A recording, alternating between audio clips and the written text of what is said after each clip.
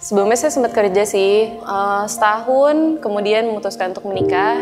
Jadi ovarium saya udah diangkat sebelah yang kiri. Saya harus recovery selama setahun gak punya anak. Jadi karena ngedapetinnya susah, jadi saya mau ngejagain banget gitu. Jadi pas dikasih kembar dan juga suami aku tuh suami yang sangat mensupport istrinya. Jadi aku juga ngerasa aku nggak sendirian ngejalanin ini gitu. Sehari-harinya kan sebetulnya anak gue sama helper kan. Jadi sebisa mungkin sebetulnya kita sih menganggap helper itu kayak keluarga kita sendiri.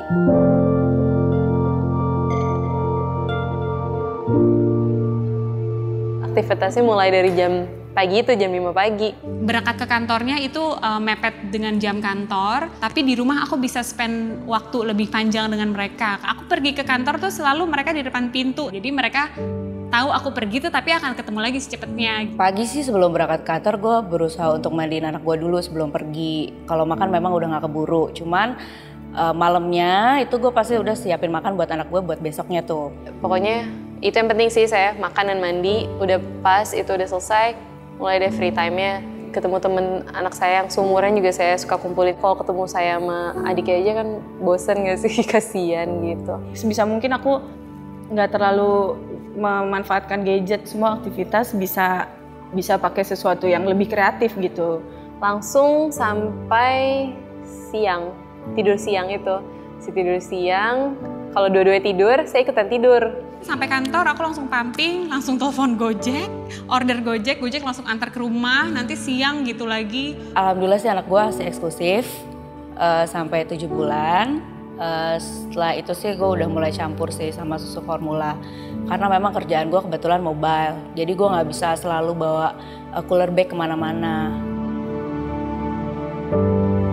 Tiap hari aku video call, itu selalu dengan Zazie langsung interaksi sama aku. Ya dalam satu hari bisa 4-5 kali sih sama neninya.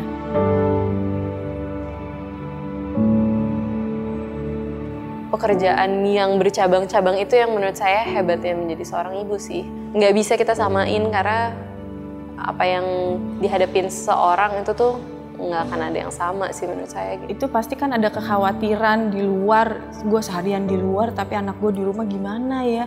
Terus dia nggak ngelihat perkembangan anak itu gimana ya. Itu aku salut sih sama mereka, dia bisa menjalani itu. Terus terang aku sih pasti nggak bisa.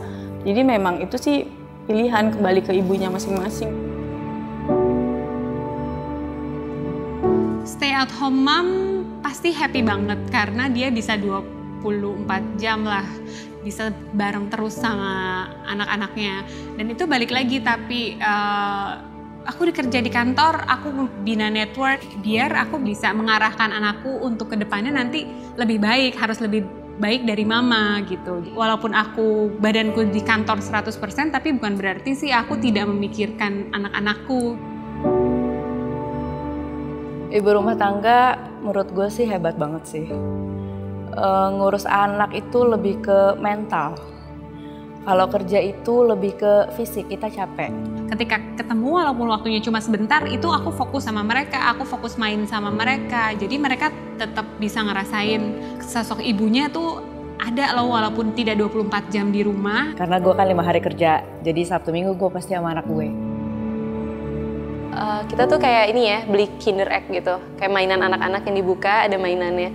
Jadi ya pasti kita tahu rasanya manis, tapi kita nggak tahu dapat mainannya apa hari itu.